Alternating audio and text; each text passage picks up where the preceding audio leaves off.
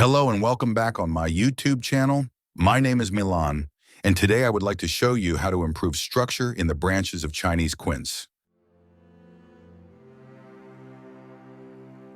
Chinese quince, or karin in Japanese, is for me one of the most beautiful trees suitable for bonsai. It is very special in that its appearance changes throughout the year. In the spring, it is full of beautiful pink flowers. At the beginning of summer, it starts to peel the bark off, and the trunk is interestingly colored from brown through green to yellow. And it turns beautifully in the fall, from yellow to fiery red. When the leaves fall, the beauty of their huge yellow fruits stands out. Since it's winter and our bonsai is almost leafless, it's easy to see inside, and we can remove the remaining leaves and get to work. And now it's time to look at the structure of the branches.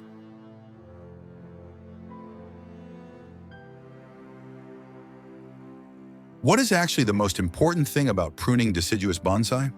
First of all, building a finer branching structure and gradually creating a movement of branches that will look more natural than when creating movement with wire.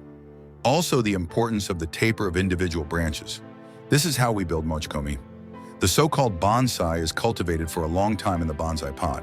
At first, I prune all long and strong branches, all dry tips from branches that remained after summer pruning, and branches that do not fit into the resulting structural concept.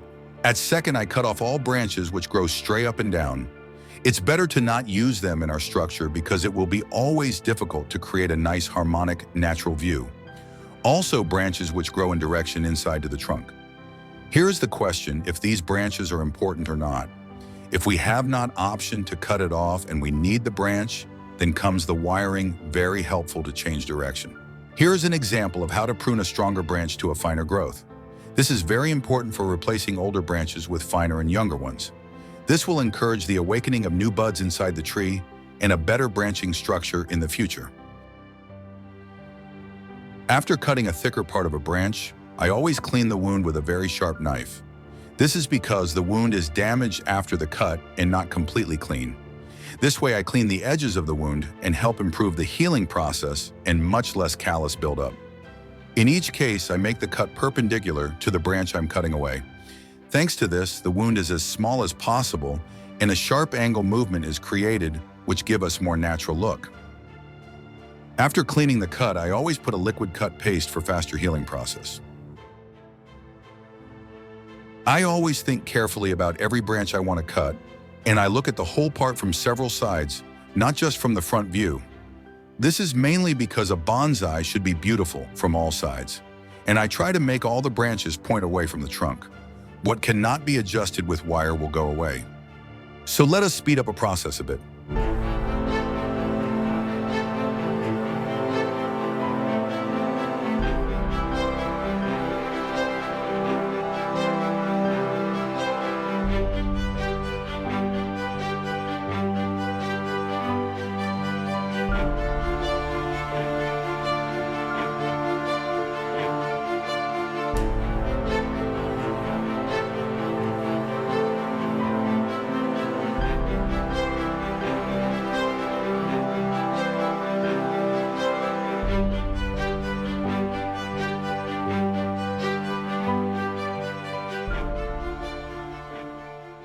As I mentioned at the beginning about the fruits, these trees usually have more than one fruit, but I always try to keep just one fruit, and that's for the reason that the branch on which the fruit grows gets thick very quickly. Of course, it would be better not to leave a single fruit, but if I know that I can remove the branch, I let it grow whole season. I like it when there is at least one fruit there. Now I will carefully remove the branch using a fine saw. I have to be careful not to damage the other branches.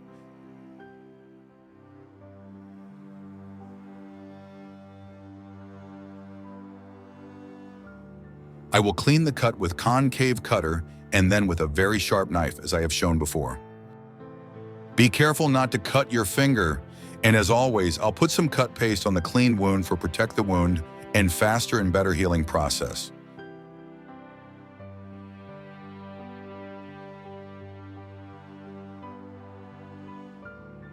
While wiring, I decided to thin out one more branch, as the branch is too long and has same thickness, so I decided to go ahead and cut it to the nearest finer one for better structure.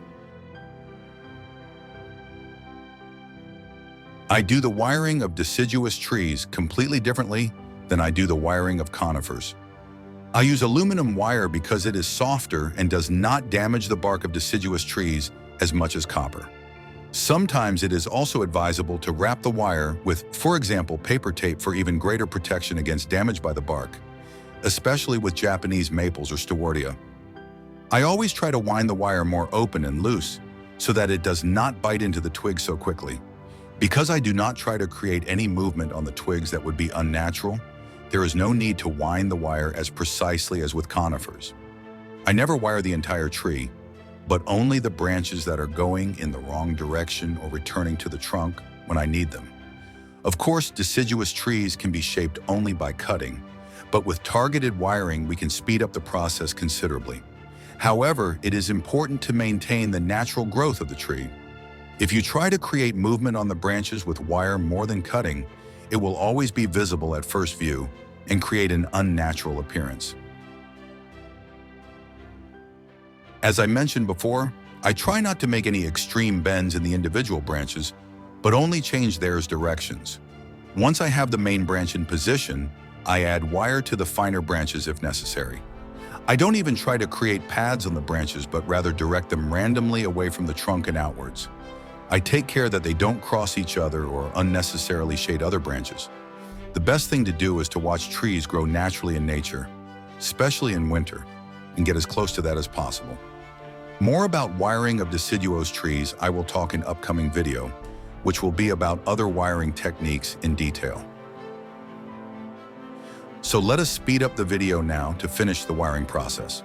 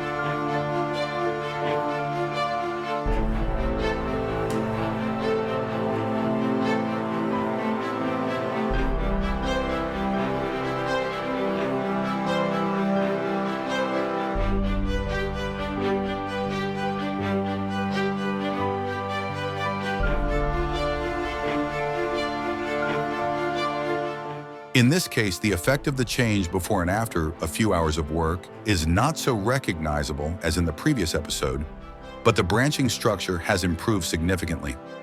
At this moment, it is clear that the left side of the tree needs to grow a bit more and fill the spaces between the individual main branches. And that is exactly what I will focus on in the next seasons, so that the crown of the tree looks full and harmonious without pronounced gaps like it is on the right side. I hope you liked this episode and thank you for watching video. Don't forget to subscribe and hit notification bell to make sure you don't miss upcoming videos.